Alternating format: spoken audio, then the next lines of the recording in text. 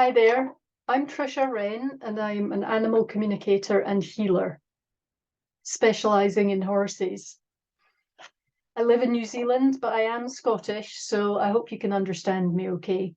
And if you happen to hear lots of snoring and snuffling noises from the background, that's my dog who's asleep in the chair next to us, and I didn't like to disturb her.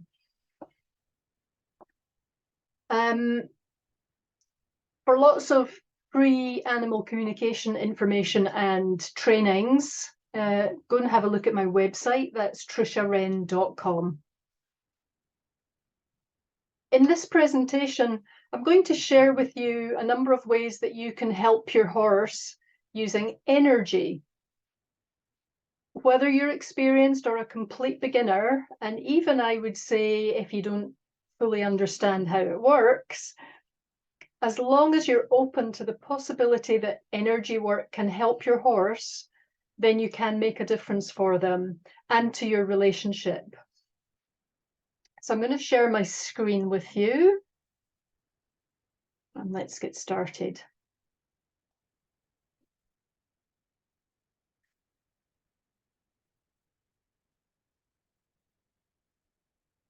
As an animal communicator, I found very quickly that in order to really help horses and their owners, just chatting to them actually wasn't nearly enough. Having learned Reiki and other energy work in the past, I found that I was automatically scanning their bodies in my sessions before doing anything else. And I found that actually addressing their energetic imbalances became an integral part of helping them feel better. So, what is energy and why is it so important? Well, quantum physics states that everything that exists in the whole universe is made up of energy that constantly flows and changes form, including ourselves. Everything that we think of as tangible or solid actually consists of atoms. And atoms are vortexes of spinning and vibrating energy. Whether we perceive things as solid, liquid, or gas depends on the speed that the atom is spinning at. It's a bit of a mind bender, right? But it's been proven, and whether we fully understand it or not, it's fact. Energy vibrates at different speeds or frequencies, and some people are naturally sensitive to that, and others can learn to tune into it. So if, for instance, you've ever walked into a room full of people and suddenly felt a certain vibe there, you're feeling energy. If you get intuitive hits where you just have the sense that you know something without being able to explain how, you're feeling energy. Because our thoughts, feelings, emotions, and motivations all emit electromagnetic waves. And those around us can feel that or learn to tune into it. So if we accept that everything's made of energy and that in some way it transmits and can affect other energies, we can start to see how we might be able to tune into that to help our horses. They're much more attuned to energy than we are. So it's a great way to let them know that we understand and to be more on their level. So I've got 9 tips for you, or little exercises that you can do. And there's probably nothing new here. You'll have heard many of these things before, but thinking about them in terms of energy and how they affect your horse is key.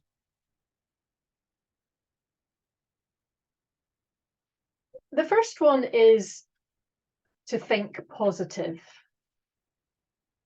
Now, bear with me, because If you've ever found that annoying when someone says that to you, like I have, it's actually one of the simplest ways that you can affect not just your own energy, but that of anyone else that you come in contact with, including obviously your horse.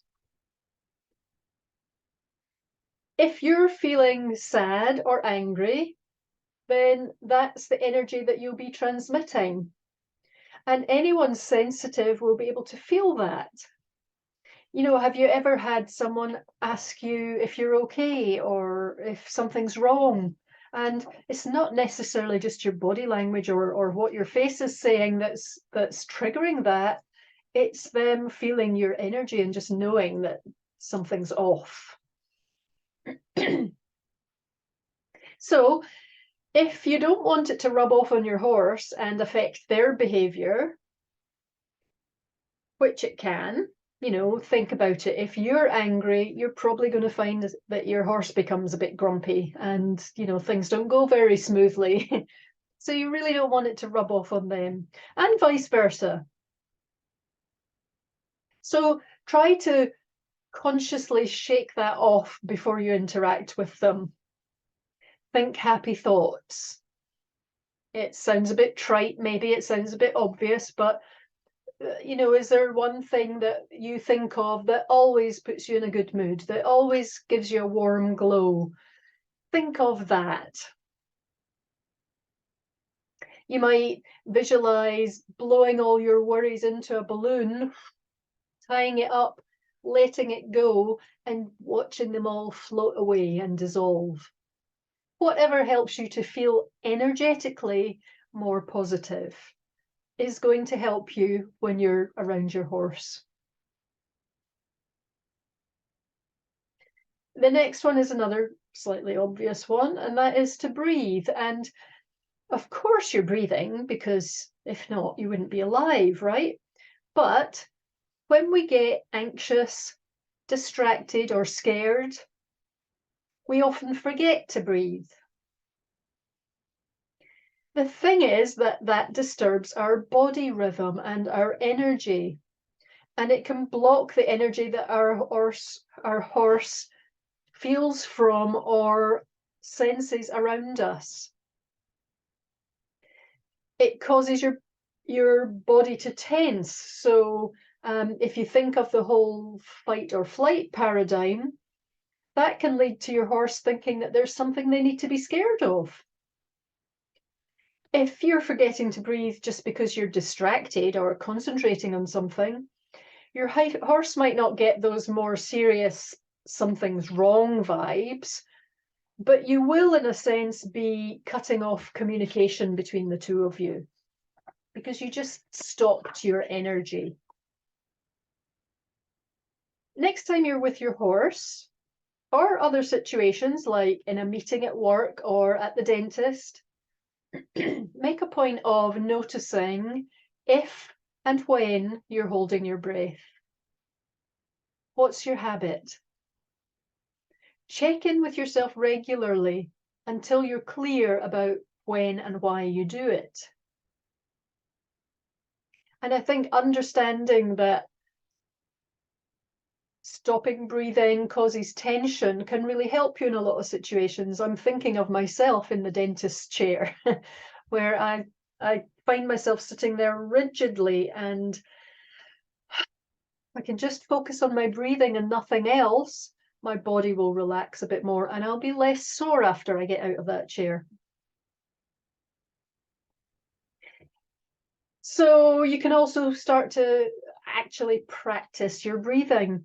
Notice when you're breathing in different circumstances where your breath is actually going.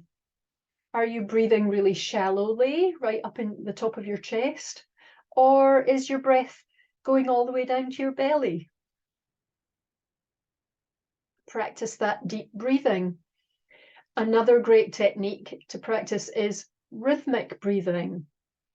So you're going to count to 4 as you're breathing in and count to 5 as you're breathing out. So in, 2, 3, 4, out, 2, 3, 4, 5, and repeat, repeat, repeat. Just have that count going in your mind as you're breathing. Not only does this get you breathing and breathing deeper, but by counting your breaths, you're also taking your mind away from the thing that was triggering you, worrying you, distracting you. And that rhythmic breathing is much more soothing and reassuring energetically to your horse. It keeps your body from tensing up and enables the energetic connection between the two of you to stay stable. And you can always start practicing your breathing in those triggering situations, so you can preempt it. If your trigger is when you're riding your horse and a strange horse approaches, then next time that happens, instead of thinking, oh no, oh no, oh no, and tensing everything up and clamping yourself onto your horse, take a deep breath, focus on rhythmic, deep breathing, and see if that doesn't help to alleviate not just your anxieties, but your responses and those of your horse. The other thing is that you really can use your breathing to and your horse's breathing to affect each other. So if you take deep breaths in and out vocally,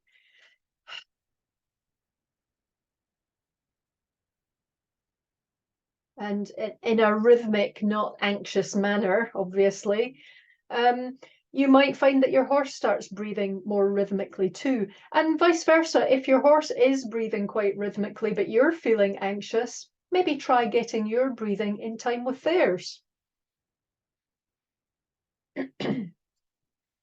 Next is to ground yourself. Before visiting or interacting with your horse, you want your energy to be as grounded as possible. That means feeling like you're in your body, not in your head, and that your feet are connected to the earth below you. When you're in your head with monkey mind and worries, your body is going to be disconnected from the ground. And if you think of that visually, energetically, there's a kind of disconnection there. You'll be better able to be in the moment with your horse, more observant and calmer when you're grounded, and all of which they'll respond better to. Your horse is going to be able to be more grounded if you are. It's a bit like that thing of, if you're in a boat that's sinking, you put your life jacket on before you help other people. If you're in a plane and there's turbulence, you put your mask on first before you help other people. If you want to help your horse, you have to address and help yourself first. And when we're talking about energy, that becomes even more important. So take a few moments to breathe. Feel the soles of your feet connecting with the ground. You can visualize little roots growing from the soles of your feet down, attaching you into the earth. And you can also ground your horse. Standing quietly next to them in a safe spot, obviously.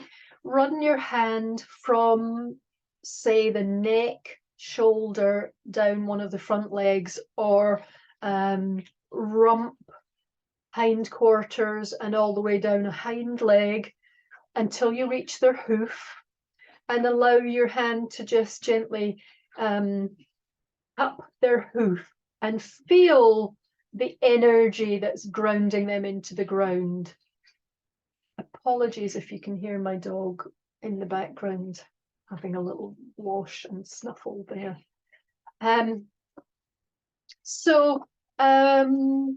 You can either just feel the energy and imagine imagine that you're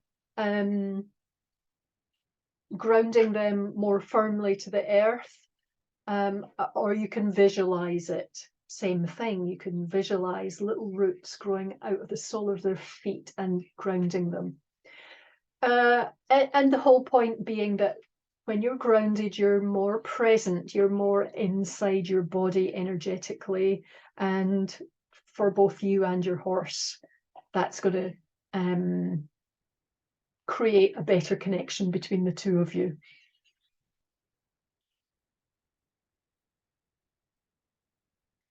Next is mindfulness. Are you always in a rush when you visit your horse? Do you check out when you're doing the chores? Giving your brain free rein to think about your to-do list, or what happened at work today, or what's for tea tonight? If so, your energy is likely to be all over the place and not something your horse can or maybe even wants to connect with. And there's nothing that kills a relationship like not actually being present when you're with the other person or animal. Now, that's not to say that you have to be present every single moment. It's fine if you want to be picking up poo in the paddock while your horse is grazing quietly and you're each just doing your separate things. You don't have to be on all the time, but have some awareness of what can happen if you're not. If you're not being mindful and you're checking out a bit, then you're not very present. You're not very aware of what's going around you if your horse spooked and ran at you or something happened. And energetically, there's just going to be a bit of a disconnect between you. So practice noticing and being part of every moment. No checking out. Even if you do just try this now and then and notice how it feels and whether it makes any kind of difference. And then with practice, you might find that you're doing it more and more anyway. You could start by noticing every step you take, making every brush stroke mindful, not just going through the motions, especially when you're actually doing something with your horse. Use all of your senses. So notice what you can smell, whether it's the grass, the hay, or that delicious horse smell. What can you see? The sky, the trees. Hear your horse munching hay, birdsong. And what can you feel? So the weather, the feel of your horse's coat. It's like you're savoring and noticing every moment. Probably not taste in this instance, although you can be mindful when you're eating too about what you're tasting and the sensations. So you'll find that being mindful will slow you down and it will smooth out your energy. You'll likely be more observant and less distracted, calmer, and best of all, more present with your horse. Next one is visualization. Visualization is a very energetic skill to tap into and practice and master. We know horses can't talk, not English anyway. And so one of the ways that they share and interpret information is in picture format. Whether you realize it or not, the words that you use out loud, especially, and in your head, create a picture that's then energetically transmitted to your horse. However, that means you need to be careful about the words you're using and the pictures that you're sending them. It also means, though, that you have an opportunity to explain things to them in a way that they'll understand better by sending them a really clear picture. If there's something that you really want them to do or understand, try formulating it into a picture in your head. It could be of them leading beautifully or standing quietly at the mounting block, anything really. Visualize it over and over and imagine that you're sharing that picture with them. You don't have to be an animal communicator to do these things. Don't think, oh, well, I can't do that. Just imagine that you can. Just remember that it's energy and it's going to happen whether you do it consciously or not. So maybe let's do it consciously and control what pictures are being sent. Top athletes do it all the time. They might, use visualization to practice their perfect tennis swing or golf swing, tennis serve or golf swing. Horse riders might visualize their perfect dressage test, for instance. Even more important is to remember to keep your words and therefore the picture positive. When something's going wrong with our horse, let's say they're about to buck, it's really easy for our thoughts and words to be, oh no, don't buck, oh please don't buck, don't you dare buck. I want you to think that right now and tell me what picture pops into your head.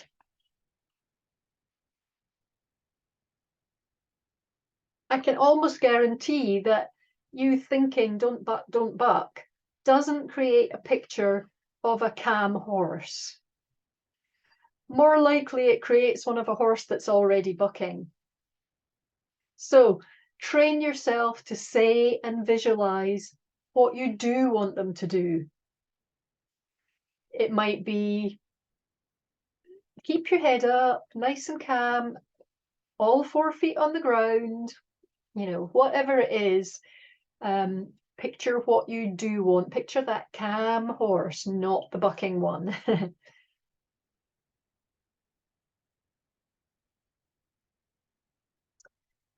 When you get an intuitive hit, a gut feeling about something, I want you to notice it. It can be really useful to keep a journal.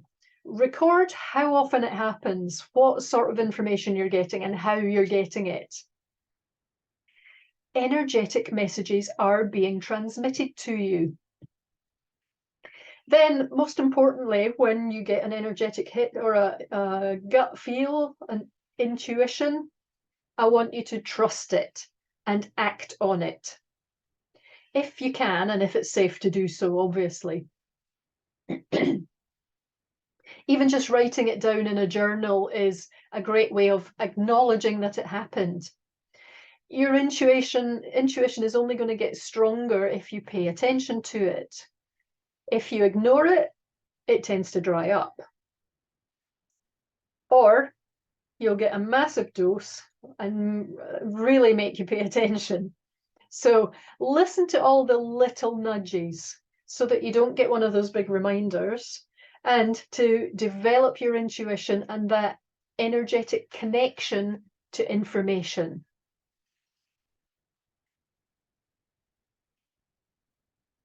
This one might seem a bit obvious, but energy work and healing is a great way to keep your horse in energetic balance. Because when they're energetically balanced, they're much more likely to be happy, healthy, and behaving well. Imagine for a moment that the energy around your horse is jaggy or frazzled. How calm, attentive, or happy do you think they would be? And the fact is that we all get out of balance. We do and they do. And simple things can get our energy out of balance. So it might be that you were in a bad mood and that energy knocked your horse's energetic balance off a bit. It might be that you took them to a new venue for a show and there was lots of negative energy there and that's affected them or put them out of balance. It's a normal process, if you like, for us to get out of balance. But the skill is in, first of all, noticing it and realizing that that's what's going on, and then getting ourselves back into balance. Things like Reiki, acupuncture or acupressure, kinesiology, and some types of body work all make an energetic connection and help to clear energetic blockages and smooth out energy. One exercise that I recommend a lot to my clients is the Masterson Method Bladder Meridian technique. You can find it on YouTube. Anyone can do it. It teaches people to slow down and observe the tiny communications that their horse is giving them, as well as smoothing and balancing their horse's energy. So check that out and give it a go. Please also remember that your intent when you do any energy work or healing is that it's an offering. It's something you're doing for the horse, not something you're doing to the horse.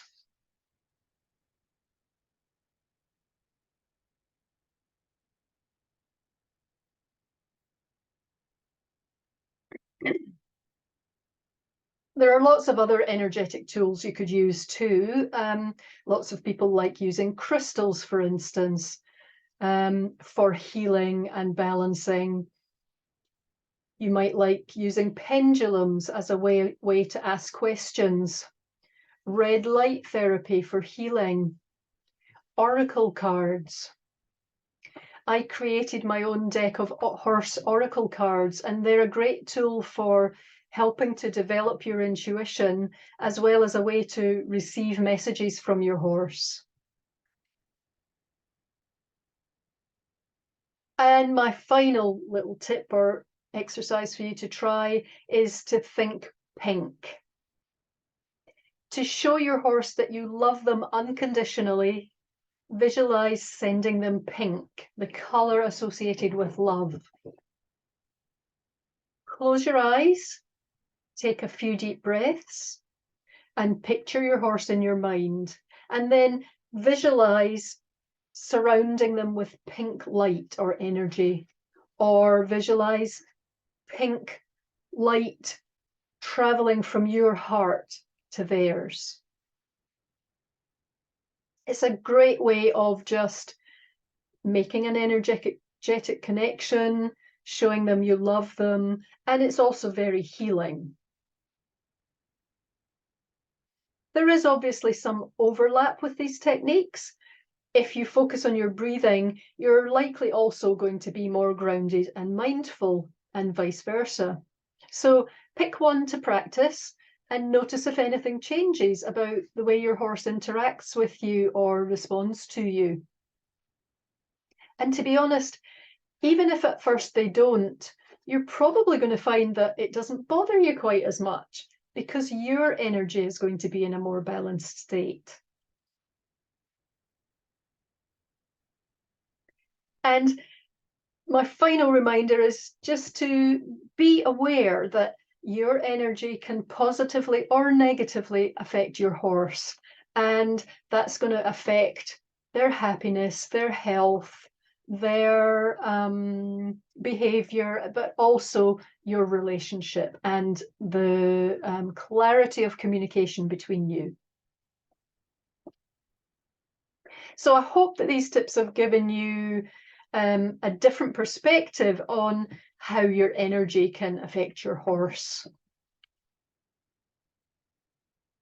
If you have any questions, or you find that you want to keep developing these kinds of skills, I'd love you to come and join my Facebook group, which is called Trisha Wren Spiritual Stuff, to be around like-minded animal people who are on the same kind of spiritual, energetic path. Thanks so much for joining me, and keep connecting with your horses.